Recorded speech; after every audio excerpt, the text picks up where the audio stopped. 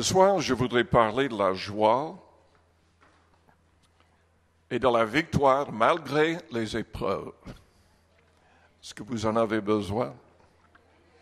Combien de personnes passent parfois par des épreuves? Souvent, vous dites. Je vais lire un passage dans 1 Pierre, au chapitre 4, et au verset 12.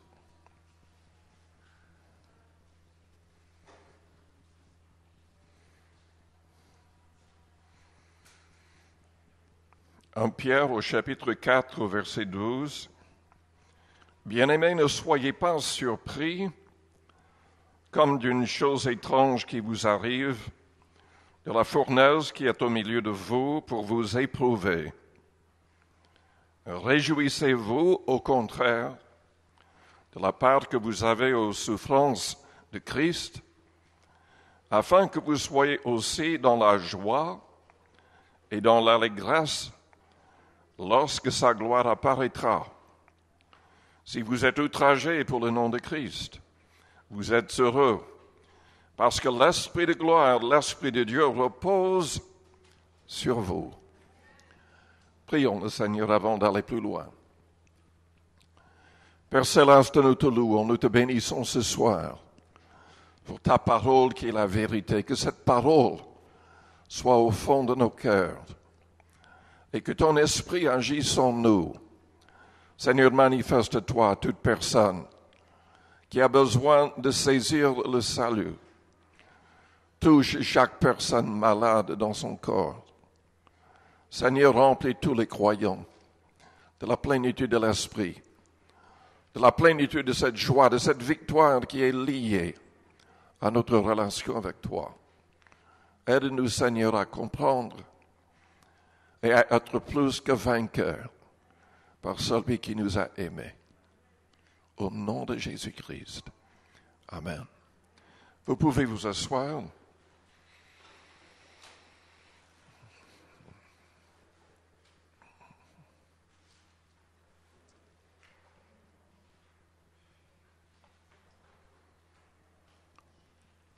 Parfois, on passe par des épreuves et nous avons l'impression que Dieu n'est pas là. On demande pourquoi et Dieu ne répond pas. Et je lisais sur Facebook hier, quelqu'un avait mis, mais pendant les tests, les examens à l'école, le professeur reste toujours dans le silence. Il est toujours silencieux.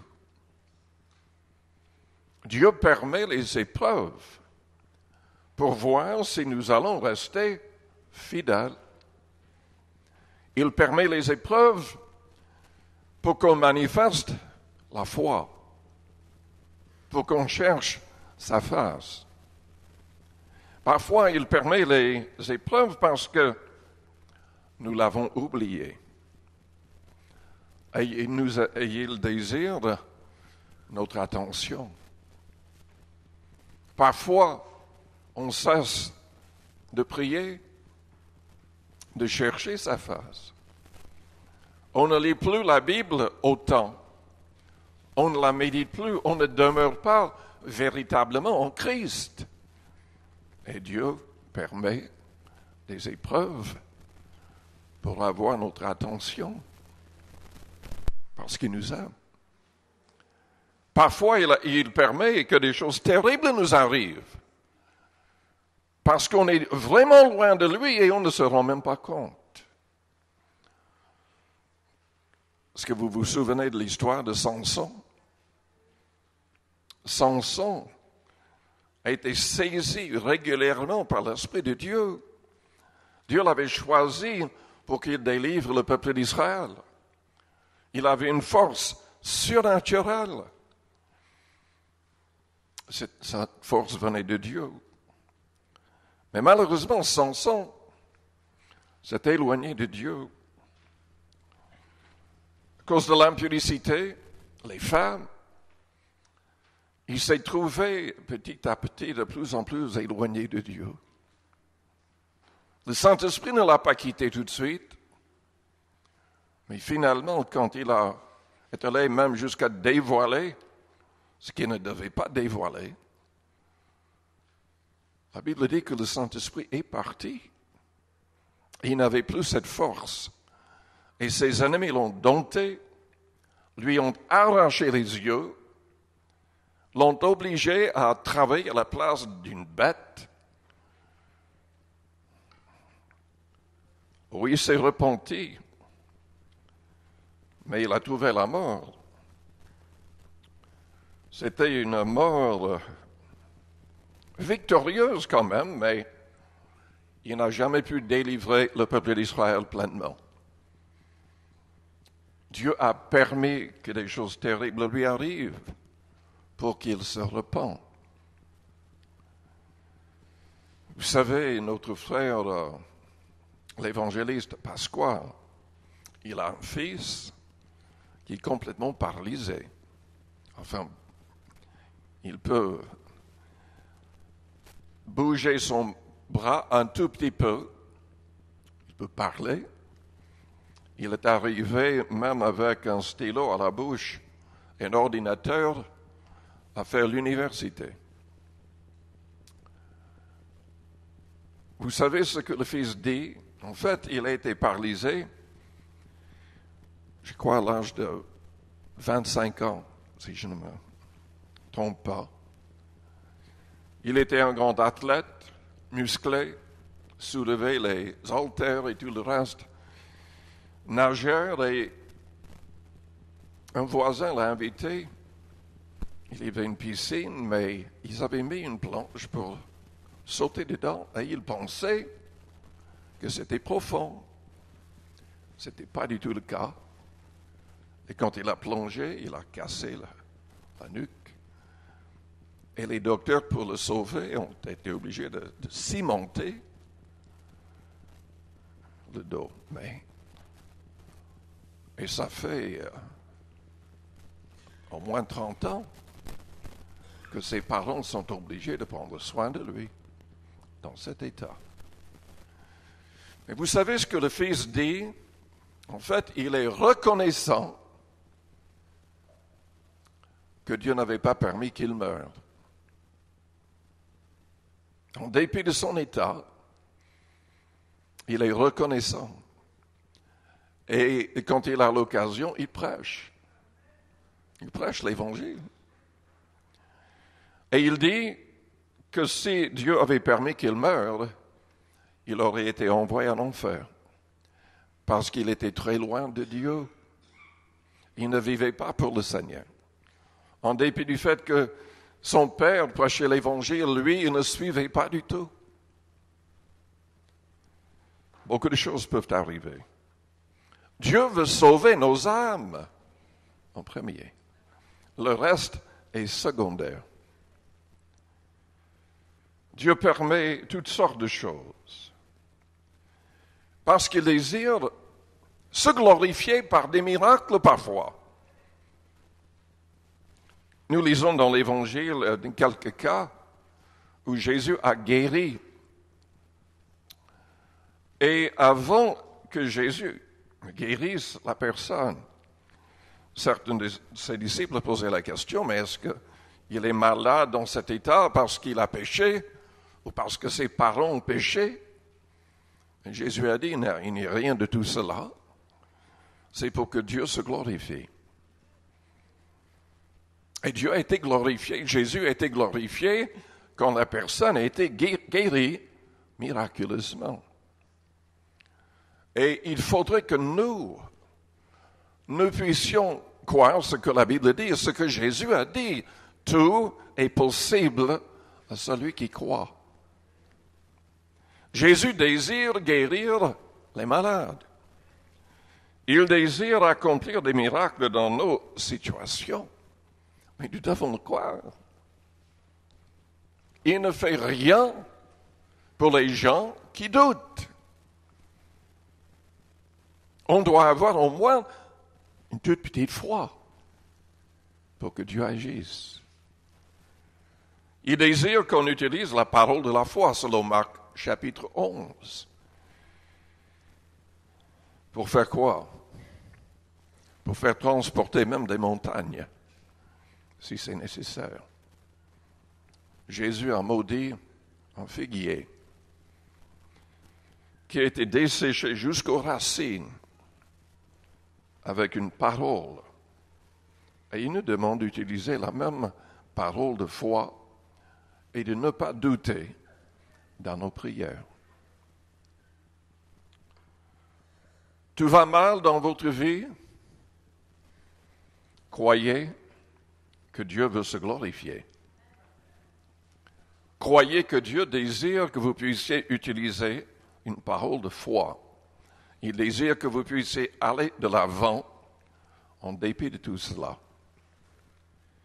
Dieu permet des choses terribles pour accomplir des choses grandioses. Je pense à Joseph. Son père lui a donné un manteau, vêtements, toutes sortes de couleurs.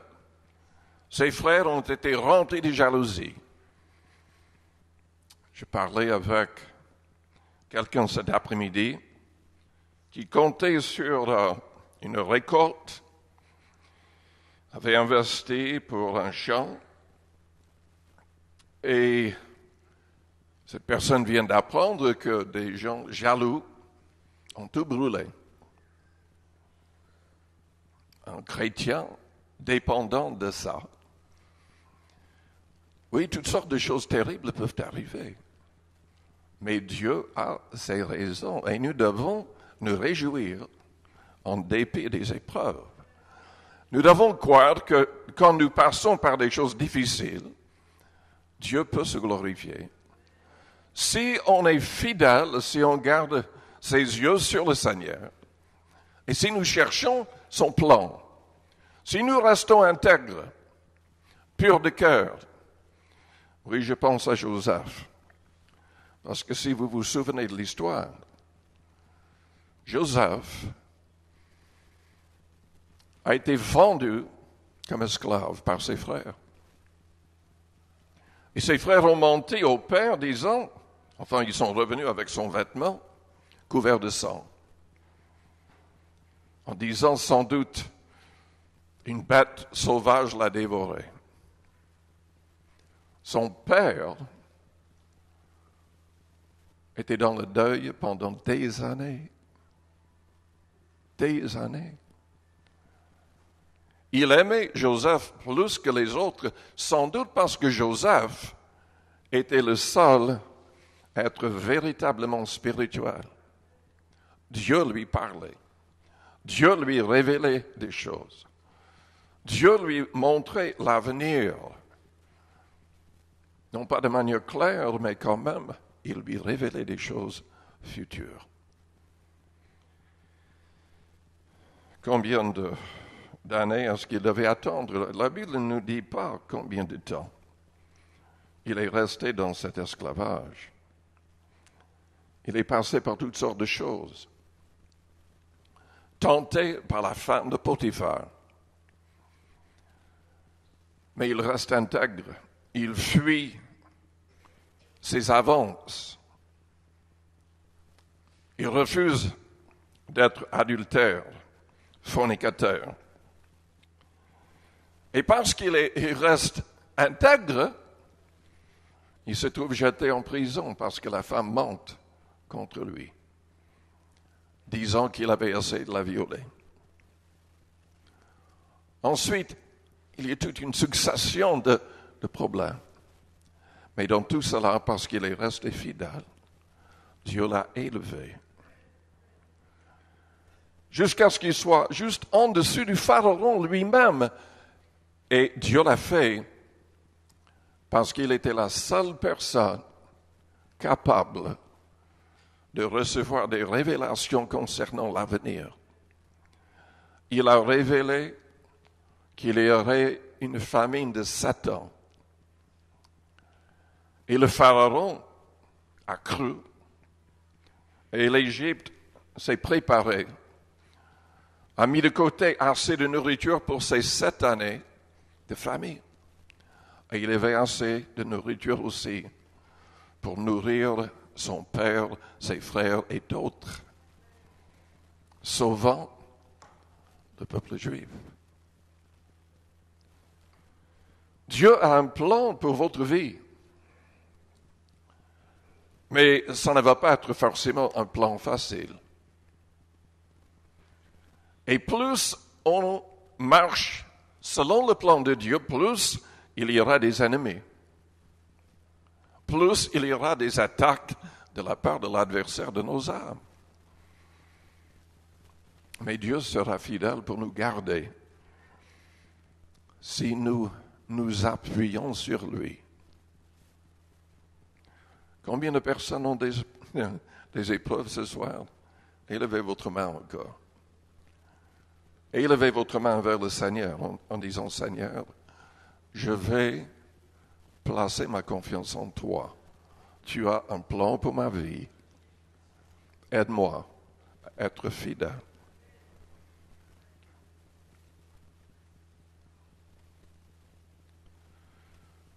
Comment faire quand tout va mal? Comment garder la victoire, la joie dans les épreuves? Et il faudrait voir ce que d'autres ont fait. Il faudrait surtout regarder Jésus-Christ, lui qui a lutté jusqu'au sang contre le péché. La Bible dit que la joie du Seigneur sera votre force. Il ne s'agit donc pas d'une joie humaine, mais surnaturelle. Il s'agit d'une joie qui vient du Saint-Esprit en nous. Paul nous dit que pour rester rempli de l'Esprit, il en parle dans Éphésiens chapitre 5, à partir du verset 18, que nous devons chanter des psaumes, des hymnes, des cantiques spirituels. Et nous devons, avec tout notre cœur, remercier le Seigneur en tout temps, être reconnaissant pour les petites choses comme pour les grandes choses. Et nous devons nous réjouir dans le Seigneur même quand tout va mal. Nous ne remercions pas le Seigneur pour l'épreuve, mais nous pouvons oublier l'épreuve et remercier le Seigneur pour sa mort et ses souffrances sur la croix. Et nous pouvons remercier le Seigneur pour notre avenir. Car peu importe ce qui nous arrive ici-bas, c'est l'avenir qui compte. C'est l'éternité qui compte. Jésus est mort pour nos péchés, pour que notre éternité soit merveilleuse. Malheureusement, il y a de plus en plus, peut-être pas de plus en plus, mais il y a énormément de gens qui ne veulent pas ce message simple.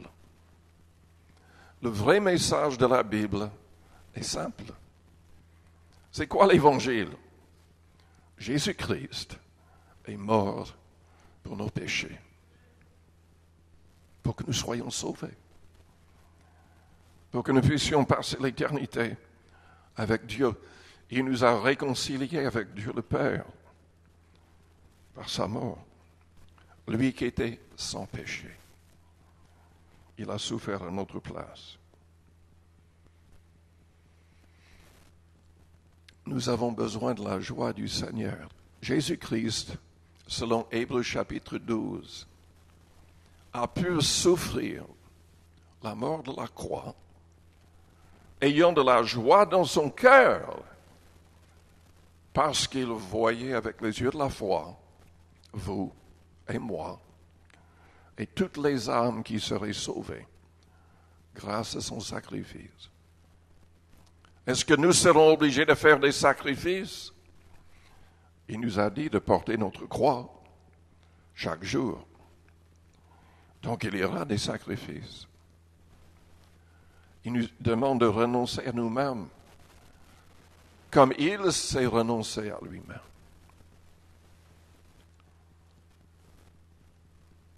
Est-ce que vos yeux sont fixés vraiment sur le Seigneur? Est-ce que vous comprenez qu'il est avec vous tous les jours jusqu'à la fin du monde? Est-ce que vous comprenez quand vous pleurez, il est aussi attristé? Mais il désire vous donner cette joie surnaturelle.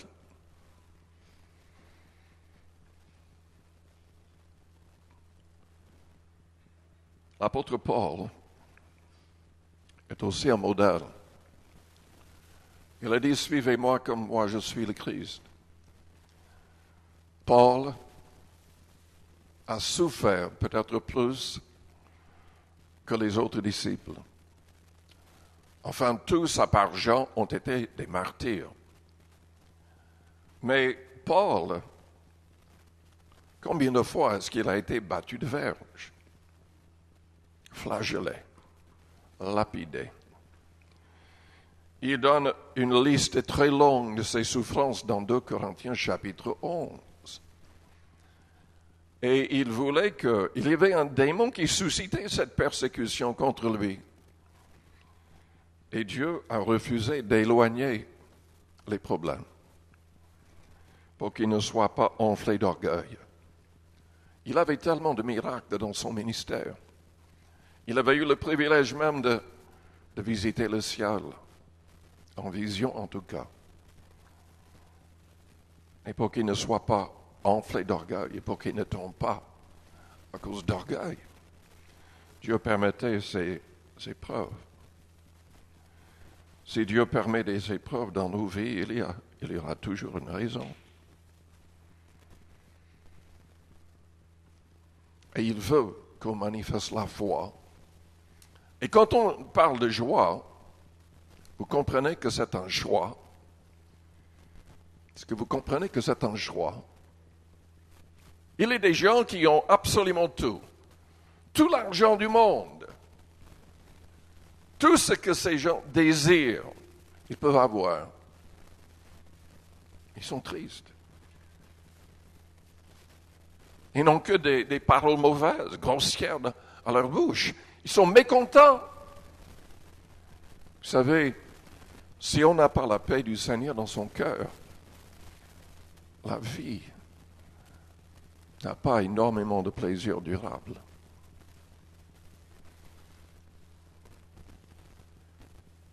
Paul a pu tout supporter parce qu'il était rempli de l'Esprit Saint. Moi, je voudrais vraiment vous encourager en tant que chrétien à ne pas rester au niveau de la conversion simple. Dieu désire que nous soyons remplis du Saint-Esprit. Jésus ne voulait pas que ses disciples partent avant d'avoir fait l'expérience de la Pentecôte avec le signe de parler, de pouvoir louer Dieu miraculeusement d'autres langues. Je ne dis pas que cela soit nécessaire, indispensable pour notre salut, mais pour que nous soyons pleinement dans la joie et dans la victoire, nous en avons besoin. Plus il y aura des épreuves, des difficultés, plus nous serons vraiment à la fin des temps, plus nous aurons besoin de sa force en nous. Moi, j'étais converti 6 ans avant de faire l'expérience de la Pentecôte. Je voulais servir le Seigneur dès le départ, mais j'étais timide. Quand on est rempli de l'Esprit, quand on loue Dieu miraculeusement en langue, à force de le faire, jour après jour, on arrive à vaincre la timidité. Il peut nous transformer à fond. Nous voyons la transformation avec Pierre et les autres apôtres. Pierre, à cause de crainte, avait renié le Christ même en blasphémant. Mais après le jour de la Pentecôte, il était prêt à donner sa vie.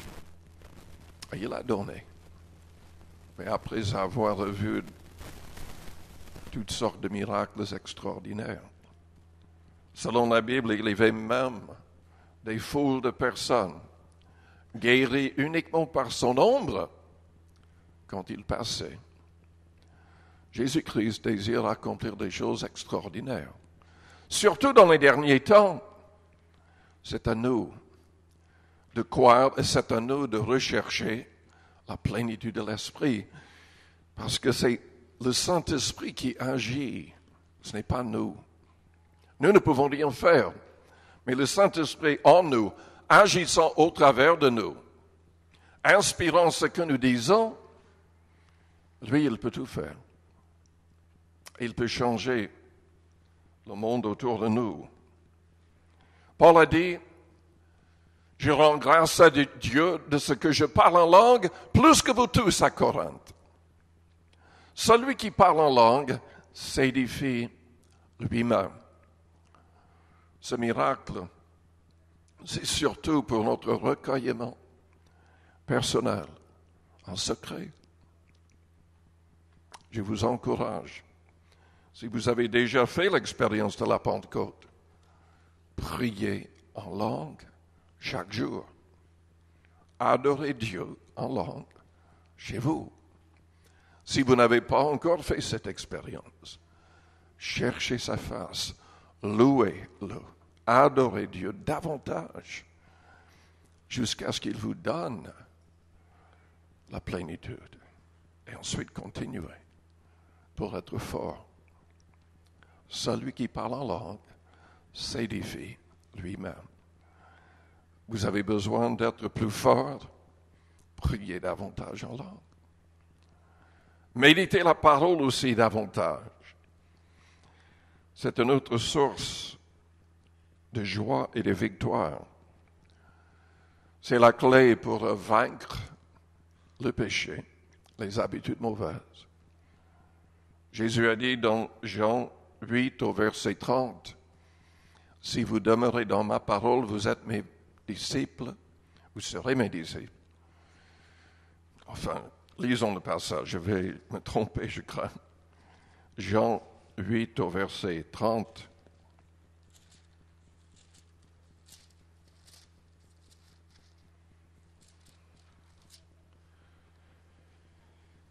Comme Jésus parlait ainsi, plusieurs crurent en lui et il dit aux Juifs qui avaient cru en lui, « Si vous demeurez dans ma parole, vous êtes vraiment mes disciples. »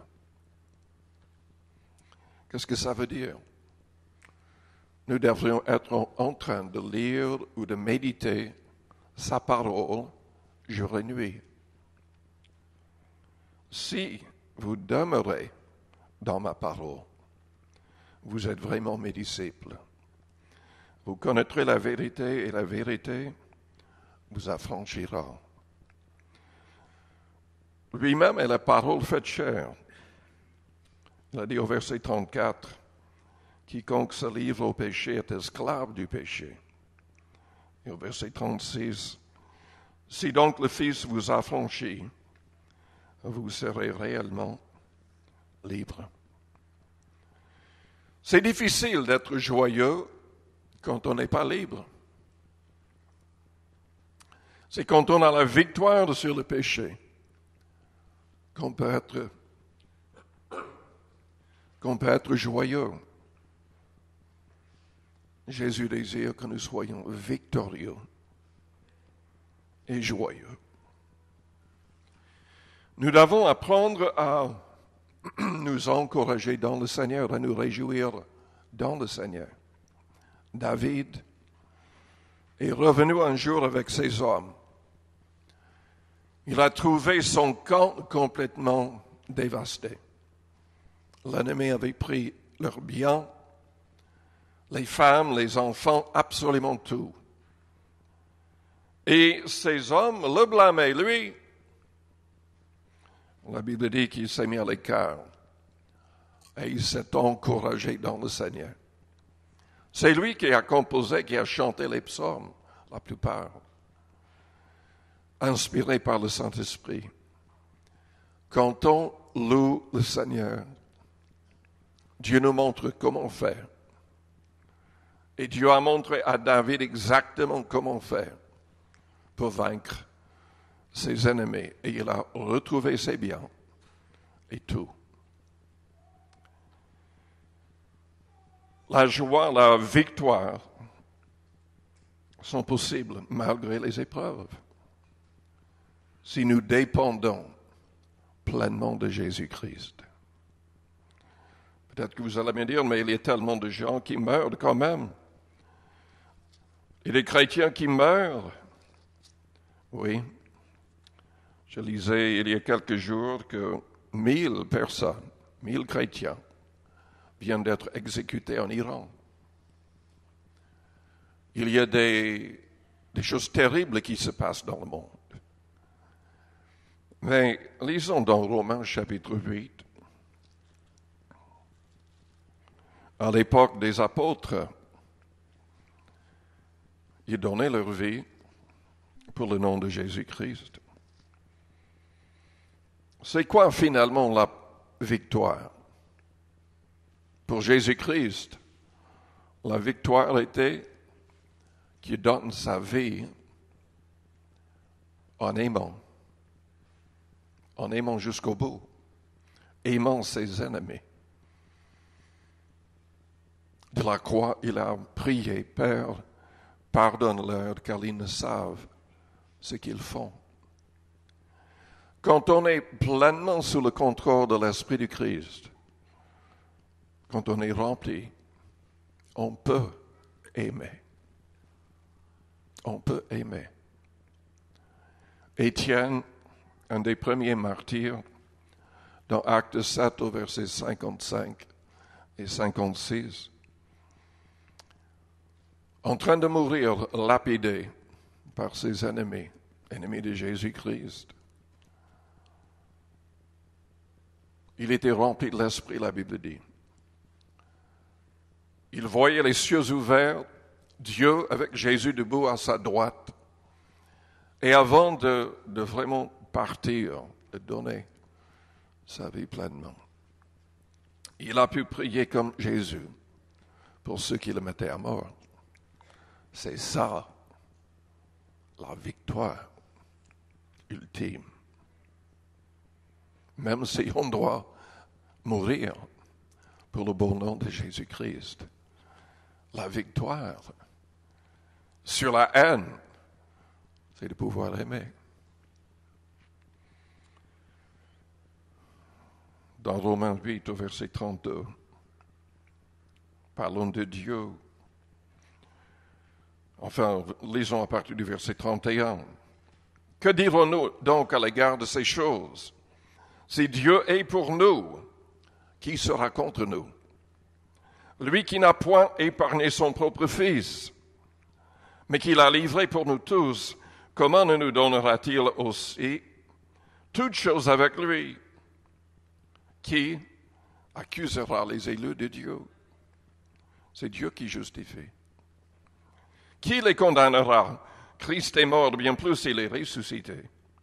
Il est à la droite de Dieu et il intercède pour nous. Qui nous séparera de l'amour de Christ? Sera-ce la tribulation ou l'angoisse, ou la persécution, ou la faim, ou la nudité, ou le péril, ou l'épée? Selon qu'il est écrit, c'est à cause de toi qu'on nous met à mort tous les jours, qu'on nous regarde comme des brebis destinées à la boucherie. Mais dans toutes ces choses, nous sommes plus que vainqueurs par celui qui nous a aimés. Souvent, on cite uniquement le verset 37 et on a dans sa pensée que, enfin, Dieu délivre. Il ne parlait pas de ça. Il parlait de gens qui donnaient leur vie. Mais qui donnaient leur vie avec joie et une pleine victoire, priant, aimant leurs ennemis. C'est ça la victoire ultime. Car comme le Christ a été ressuscité le 3e jour, enfin, nous serons ressuscités. En fait, Jésus est allé jusqu'à dire, Nous ne mourrons même pas. Nous allons entrer directement dans la présence du Seigneur. Absent du corps, c'est être présent avec le Seigneur. C'est ça la joie ultime. Amen. Je vous invite à fermer vos yeux, à courber vos fronts. Avec les yeux fermés, les fronts courbés.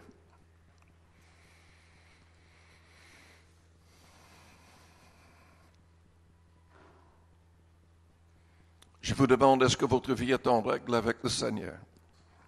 Est-ce que vous avez placé votre confiance en Jésus-Christ? Peut-être que vous êtes là ce soir et vous n'êtes pas encore un vrai chrétien. Vous n'avez pas demandé à ce que Jésus devienne le maître de chaque détail de votre vie. Tout homme a péché. Donc nous devons demander pardon pour nos fautes. Mais demander pardon pour ses péchés, ça ne suffit pas pour sauver son âme. Nous devons devenir de vrais disciples de Jésus-Christ. Nous devons faire le nécessaire pour que son esprit entre en nous et que nous puissions vraiment être libérés du pouvoir du péché, ayant la capacité de mettre ses commandements en pratique. Si vous ne l'avez pas encore fait, si vous n'avez pas une pleine victoire, je voudrais prier pour vous. Pendant que les yeux restent fermés, les fronts courbés. Si vous avez besoin de prier, faites-moi signe, juste en élevant votre main pour l'instant. Je la verrai. Merci, merci. Il y a plusieurs personnes. Merci. Oui.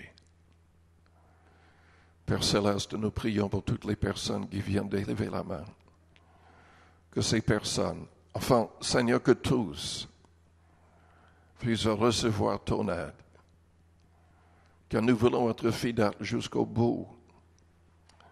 Nous ne voulons pas être distraits par les problèmes, par les difficultés, par les attaques, par les jalousies.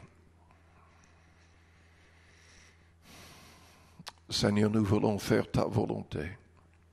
Aide-nous à rester intègres. Aide-nous à garder notre amour, à pouvoir prier pour nos ennemis, à pouvoir aimer jusqu'au bout. Transforme chacun de nous pleinement, que nous soyons comme Jésus-Christ en toutes choses. Amen.